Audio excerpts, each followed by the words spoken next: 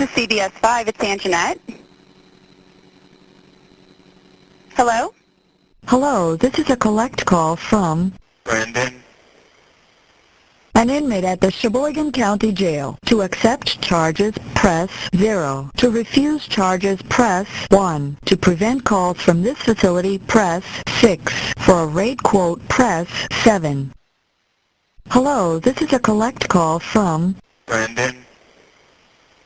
This call is subject to monitoring and recording. Thank you for using Evercom. Oh? Brendan, are you there? Yeah. Oh, hi. This is Anjanette. How are you? Good. Good. Okay, well, I'm going to put you on hold for just a second, okay? I'm going to transfer you into another room. Is that all right? Okay. Okay, if we get disconnected, will you call back? Yeah. Okay, just a moment. Yeah. I promise. Okay, bye.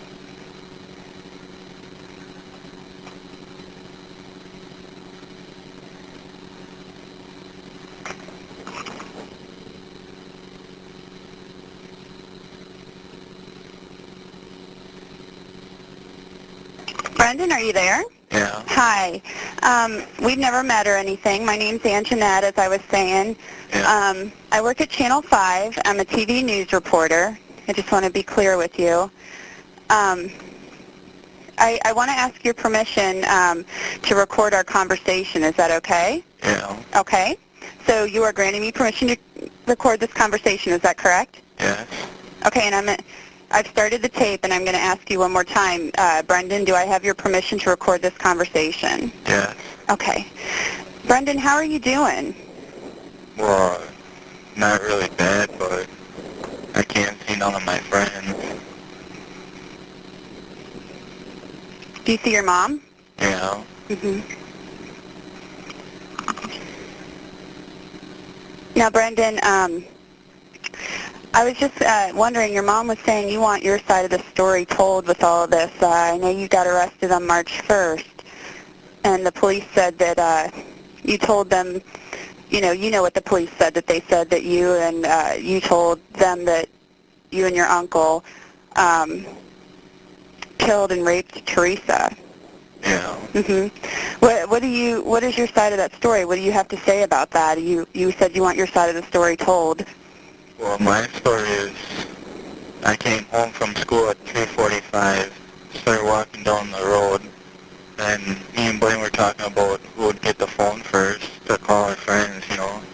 And then we went in the house, Blaine, he called his friend first, and while he was talking to his friend, I was playing PlayStation 2, and I waited for a little bit, and then at 5 o'clock or about that, my mom came home and I talked to her, and she said she had to leave to go to the hospital with Scott.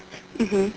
And then after that, I watched TV until about 6 o'clock and got a phone call from Blaine's boss, Mike Cornelli, and told him that Blaine was going trick-or-treating with his friend.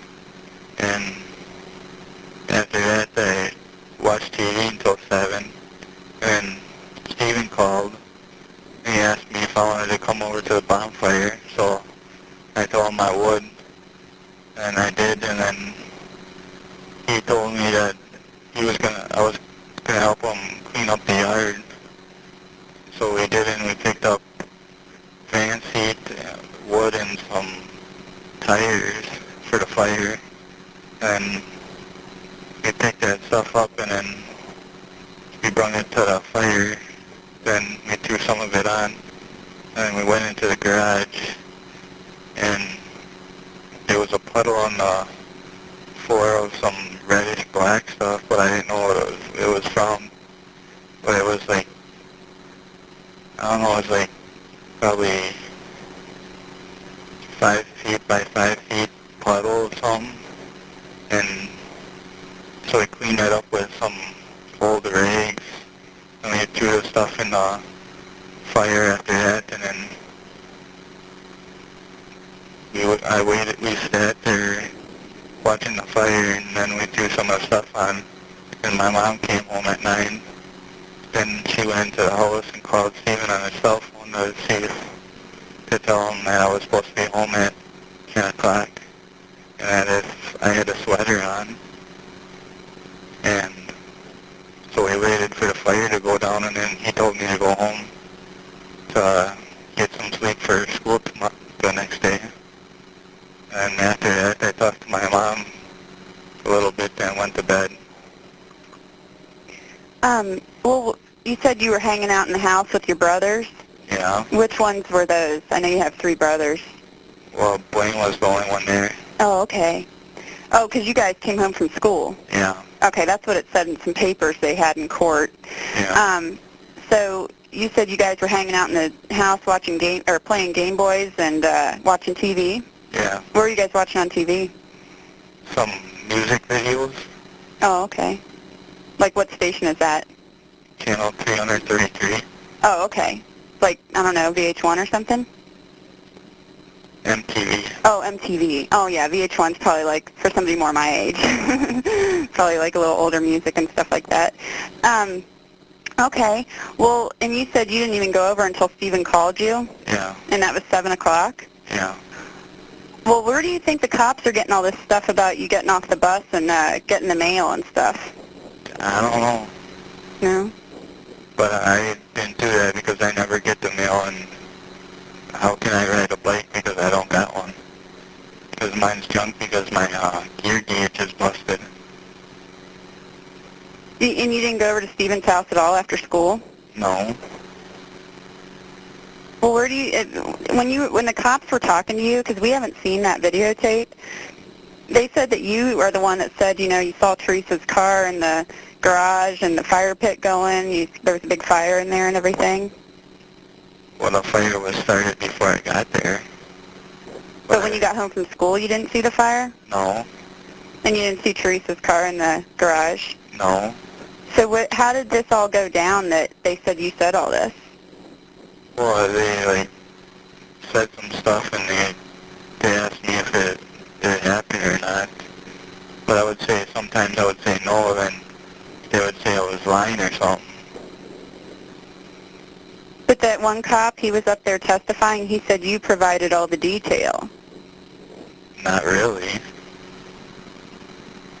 Well, what is that? What do you mean, not really? Well, some of the stuff I gave, but some of the other stuff wasn't true. Oh, well, what did you give them? Well, when they asked me what I did all over there, and I told them that I was just over to the bonfire the first interview, and they said that the next day, the time that they arrested me, that they knew all the stuff that happened. Mhm. Yeah. So did they said that you said that Stephen answered the door all sweaty and kind of half naked, and that he took you down the hall and Teresa was, you know, on the bed with shackles and handcuffs. You didn't say that? No. Where did they get that you said that? I don't know. Do you think if I went to the cops, Brendan, and said, hey, we need to do a story on this, and, you know, why don't you let us watch the tape? We won't put it on TV or anything, but maybe we could just view it. You wouldn't be saying that? You wouldn't be saying you saw Teresa shackled and handcuffed to the bed? Not really. Not really? No. And you didn't have sex with Teresa? They said that you had sex with her? No. And that she was, you know, screaming for help and, you know, saying Brendan, or, well, I guess she didn't know your name, but she was saying, you can stop this, you know, crying, you can stop this, you can stop this. Yeah. And that she was begging you to save her. Well, what I know, I never seen her in my life besides that one day when she was on the news, when she was missing. Because my mom called that one day and told me to turn on the news and watch it because she was a little late. Because she was what? She was a little late she was coming home from work. Mm-hmm. So she told me to turn it on before she got there to see what was on. Mm-hmm. Well, did you feel like when these cops were talking to you that they were mean to you? yell at me sometimes. They yelled at you? Yelled at you? Yeah. Which one of them yelled at you?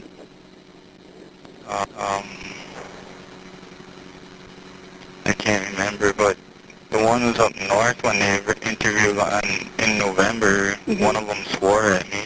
Oh, really? You Yeah. don't remember his name? No. Okay.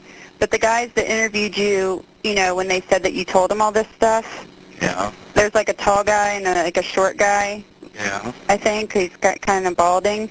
Yeah. Which one of them yelled at you? Mark, I think. Mark? Yeah.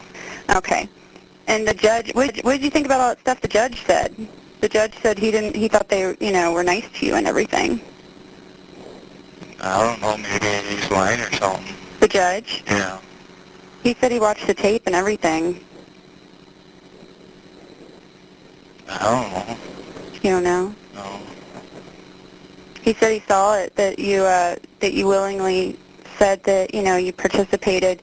And I'm not trying to pressure you, I'm just asking you because, you know, that's what we do. Yeah. But he said that you willingly said, you know, I raped Teresa, I slit her throat, you know, that Stephen told you to slit her throat, and but Teresa didn't die yet, you know, No. and that then Stephen strangled her, and he had blood all over his hands. That's what it says in the criminal complaint. No. That's not true? No. Because I can't look at blood because if I do, I have like a blackout or a faint. I faint. Did you know that I talked to Stephen a while back on the phone? I don't recall. He said that he loves you all, you know, his nephews. Yeah. I mean, you love Stephen? Yeah. Like, he's probably, I mean, you guys are probably close. Yeah. I mean, he said he would hang out with you guys, like his nephews is what he said. He would hang out with you guys all the time. Yeah, he would bring me places.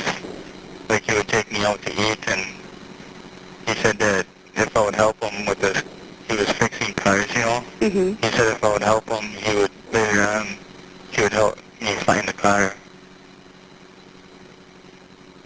Well, what all kind of stuff did you do together? Well, we would go up north riding, like, jeeps and that around, and go fishing, and have fires and go swimming. Did you guys hang out outside, or not outside, but when you come home from school and stuff, did you guys ever hang out? Not usually, because he works until 5. But that day he said he left work early. Yeah. Because he said, like, he told me he was, like, hanging out at his house all day. Yeah. You didn't see him when you came home? No. And you said you never saw Teresa before? No. I was talking to your attorney yesterday, and he just briefly mentioned that there had been some discussions back and forth, and then I guess he told another station that, you know, there's something about you pleading guilty, and maybe testifying, I guess, against Stephen. What do you think of that? Well, when they interviewed, I was a little nervous, and because I'm shy a little bit, and that, and I don't know. I mean, but do you understand what I'm saying about you pleading guilty? Yeah. That they want you to say you did it. Well, at first I thought that they were, like, trying to get Stephen for something he didn't do again. And after I heard that they had evidence on him, I lost confidence in that. Mm-hmm. Well, do you think Stephen did this?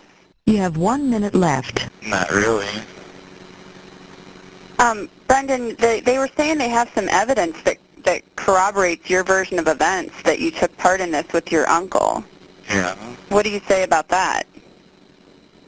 I don't know, maybe they're planting it or something. They're planting evidence against you? Yeah.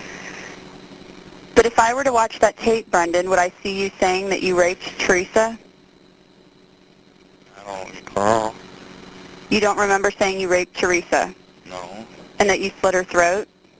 No. And that Stephen told you you did a good job after you raped her? No. Stephen never told you you did a good job? No. So what do you think of all this? That is bullcrap. You never saw Teresa naked on that bed? No. Thank you for using Evercom.